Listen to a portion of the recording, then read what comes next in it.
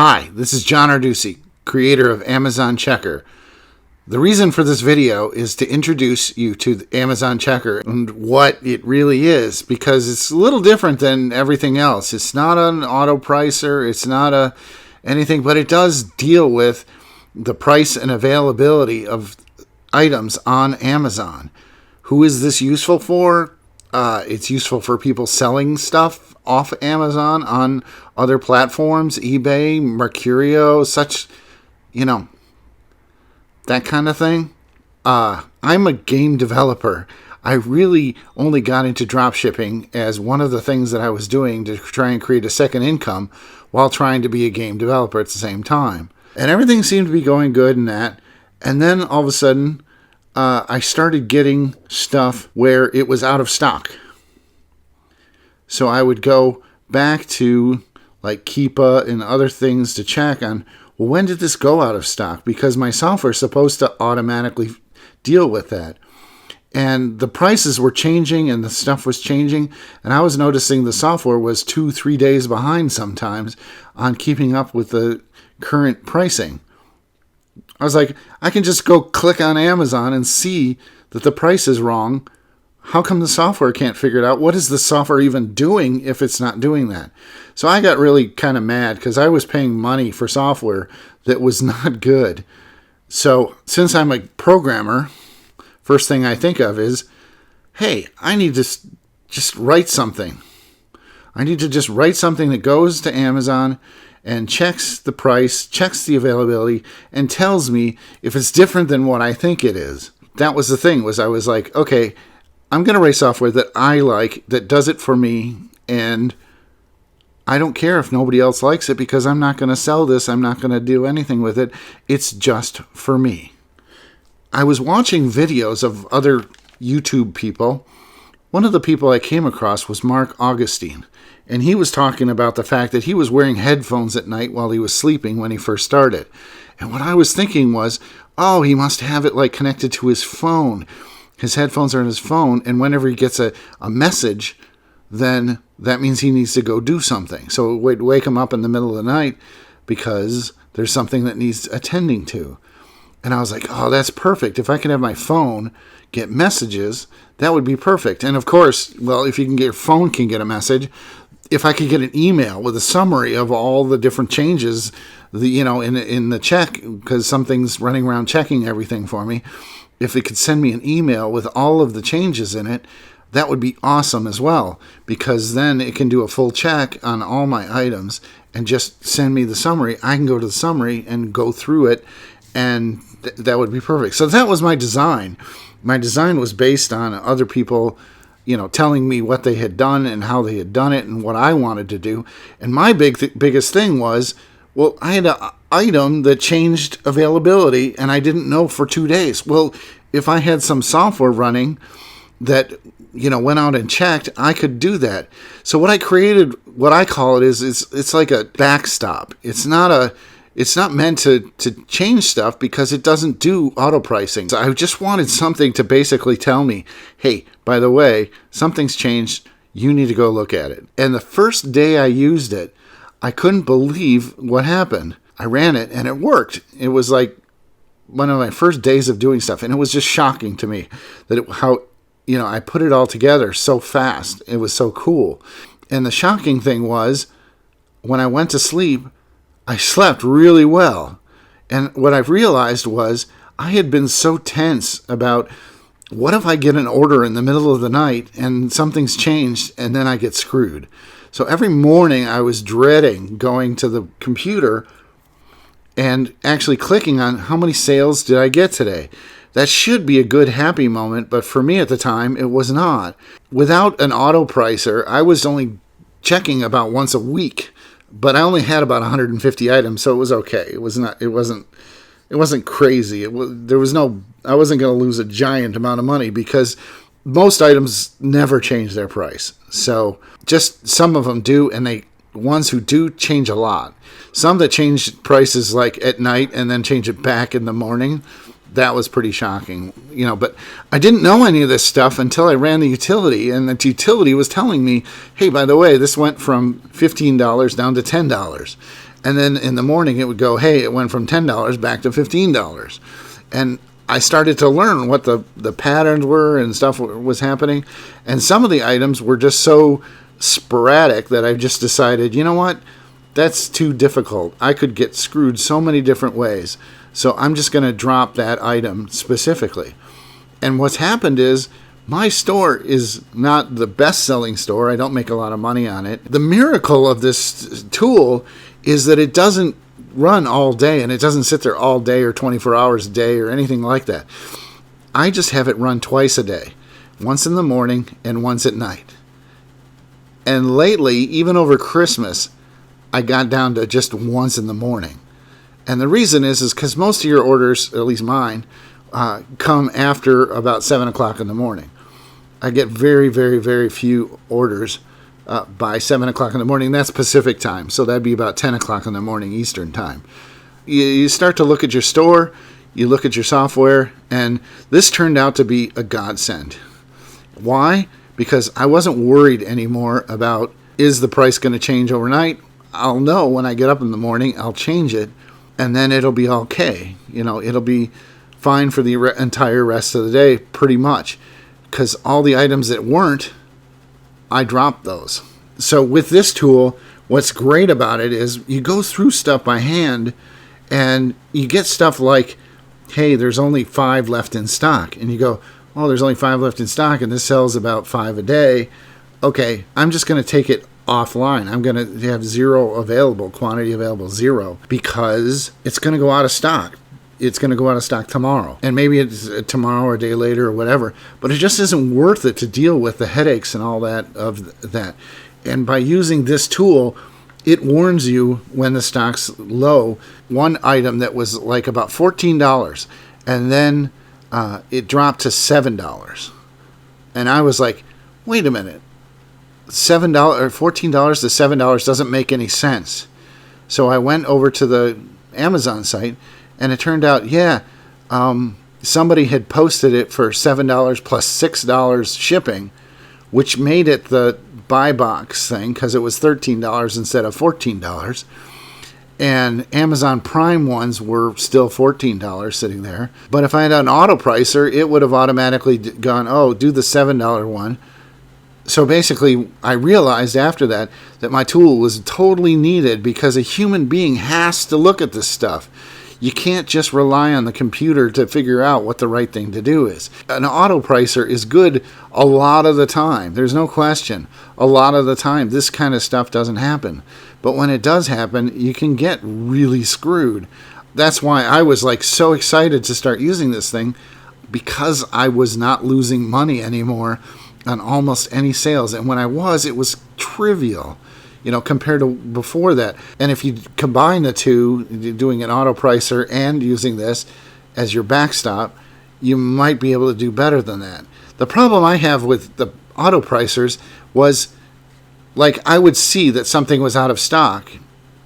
At one point I listed something from Walmart, and I went and looked, and it was out of stock. So I went into the auto pricer and said, hey, make this out of stock. And it said, no, I'm not going to do that. I'm going to keep it in stock. And by the way, somebody just bought one. And it was just like, hey, I'm supposed to be in control. And so I sent a thing off to the software people, and they said, oh, there's this other thing over here that you need to do if that's what you're going to do, and this and that. And I was just like, no, this is just too hard. This is too complex. There's so many options that it's just not worth it for me. I'm not going to do this.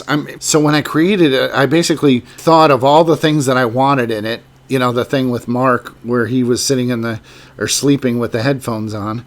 I was thinking about all these things and going, you know what? I'm just going to stuff them all in and figure out what I like later. And so I did. So I made it so it would send you a message on your phone, and it would send an email summary at the end to give you a list of everything that it had found. And I just put it all in. And when I first started, I turned it all on to see how much it was. Is this too much information or not? And the answer was, it was a lot of information. It wasn't too much information. But as I cleaned up my store, I needed less information because I wasn't having these items that were, changing price twice a day.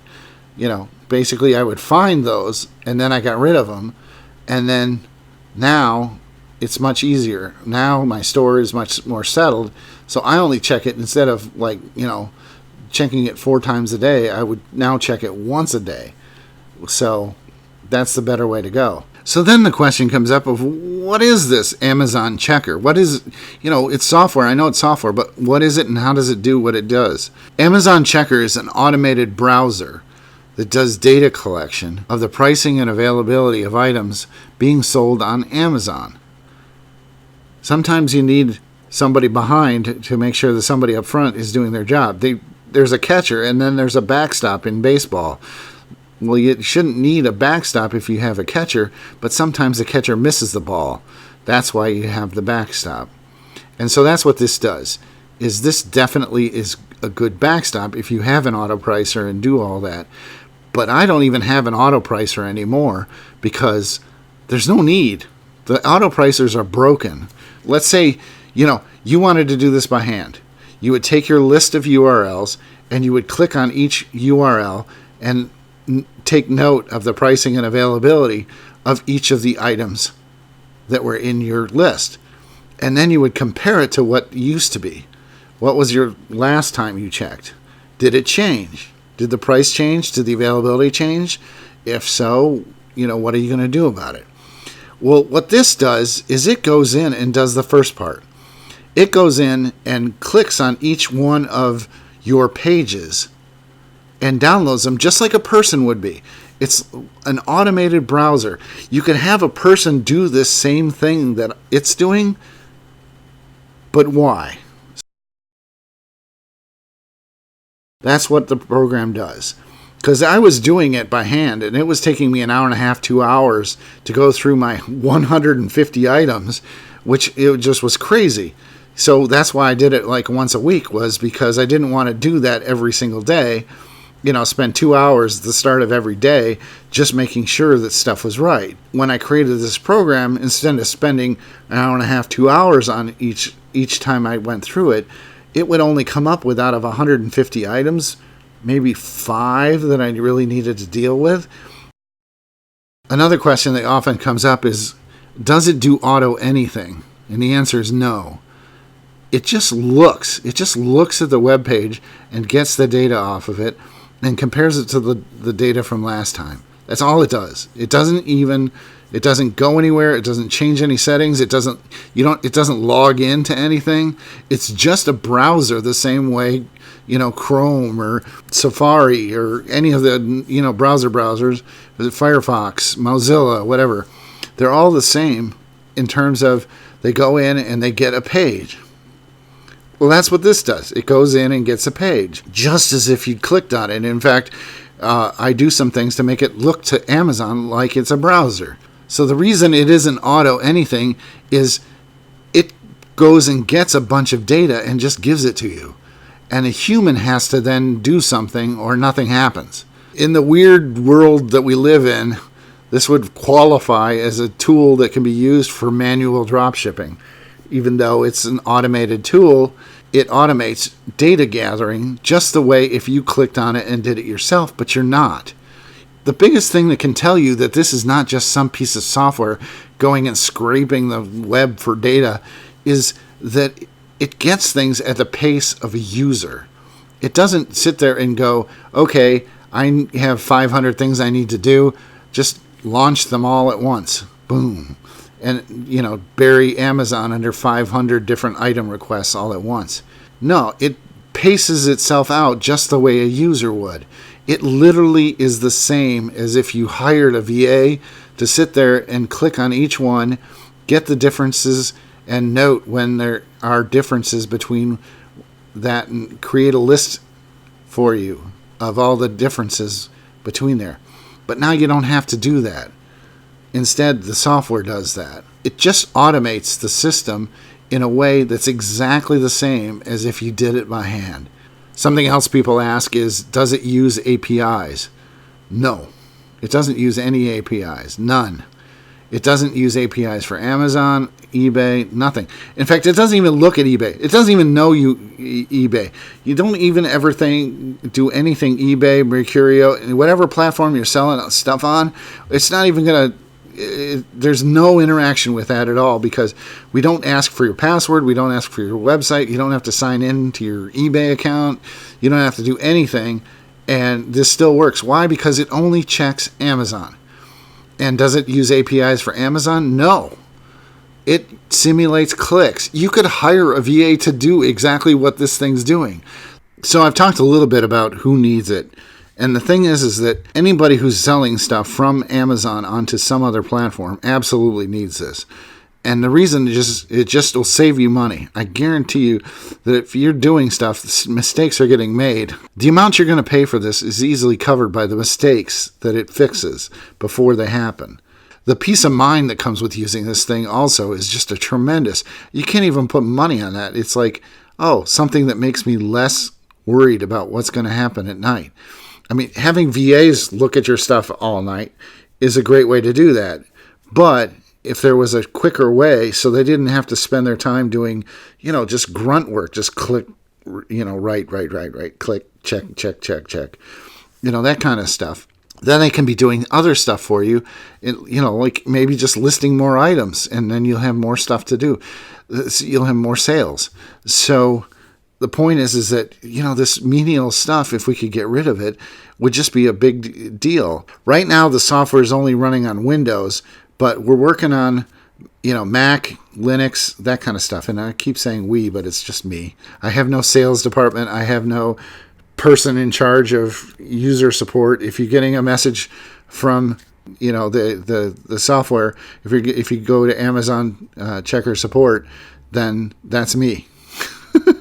Run my tutorial on how to set it up. Do a guest account. If you can get a guest account working, a guest account and a main account are the same thing. The only difference is to have a main account, you have to register through PayPal. And once you've registered through PayPal, it unlocks all the extra features and stuff. But you can even use the same sheet you set up for your guest account, the same Google sheet, so you don't even have to change anything in your settings. You've already done your setup. All you have to do is pay with PayPal and you're done.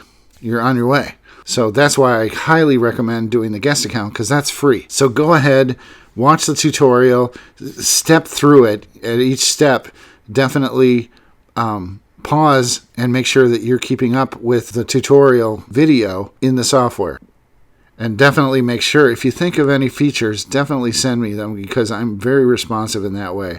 Thanks for listening. Next thing you want to do is make sure you download and install the software and see how you like it. See how it works. And it's pretty cool. I have to say, when I ran it the first time, I was like, oh my God, this works. All right, take care and see you in the next video.